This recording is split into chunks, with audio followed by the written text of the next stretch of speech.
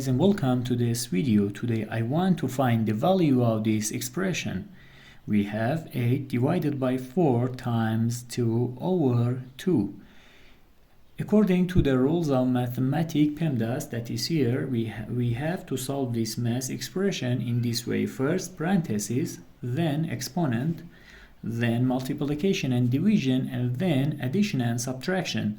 So as we know, division and multiplication are equally important, so we have to solve this math expression from left to right.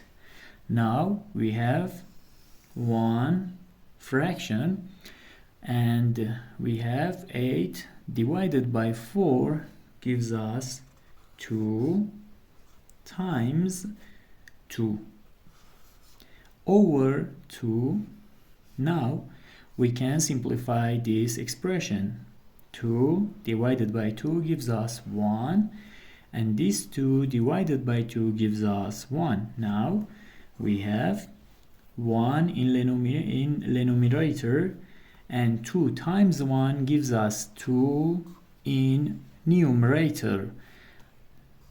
Now 2 over 1 gives us 2. The final answer is 2. Thank you for watching. Please subscribe and like.